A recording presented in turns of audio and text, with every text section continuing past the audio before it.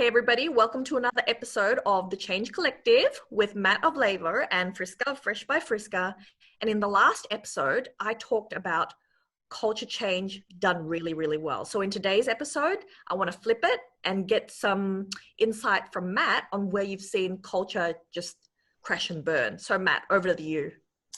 Thank you very much, Friska, and hi everyone. Just a quick catch up on where cultural change goes poorly.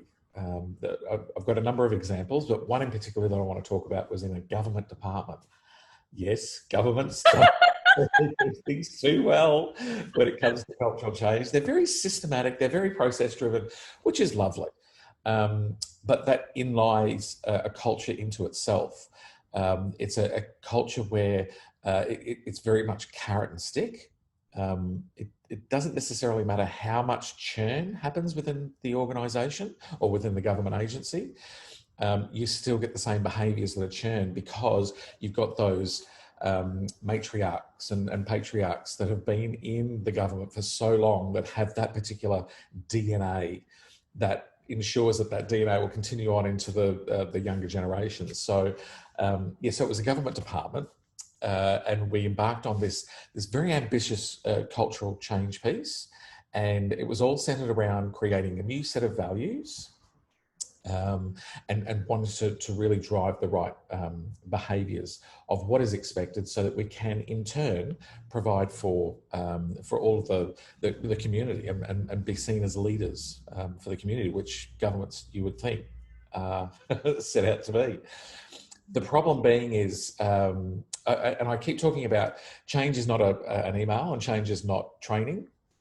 Same applies more specifically in cultural change, because you need to get to that DNA. You need to be able to understand how people operate, what makes them work, what makes them tick in terms of motivation, leadership, who is leading the pack. And you called it out brilliantly in the last episode in terms of those poor behaviours and those people who espouse and keep on leading the poor behaviours. That needs to be weeded out. I'll use your metaphor in terms of the garden, weeding that out. This particular government example, they decided that we'll do a whole lot of posters, we'll send out some emails, we'll say this is our vision and this is our values, and we'll get it all done within 2 months. I was involved in the early part, and I said, I think you might not necessarily hit where you want to hit, because there's quite a few elements that are missing, which you called out in the last episode.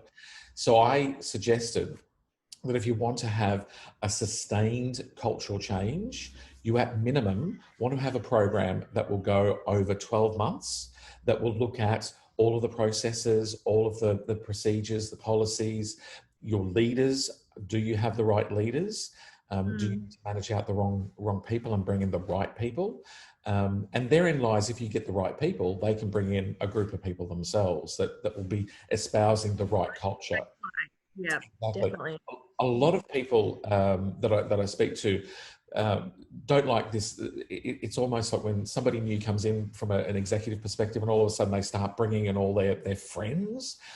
They're not bringing in their friends. Let's put that that little myth to bed. They're bringing in the people that they know can deliver on what is required from a performance, from a values, from a cultural perspective. They know what needs to be done, and they're there to support them and to continue that cultural change. So yeah, the government department still decided to go on the 2-month cultural change program. And I said, look, you're going to fail because you're not getting to the identity or to the DNA of the organisation. And hence, they did their 2-month program. There were some beautiful posters. There were some fantastic, colourful things that were done. But again, it was pomp and ceremony. Yeah. That's all it was. It was just a facade.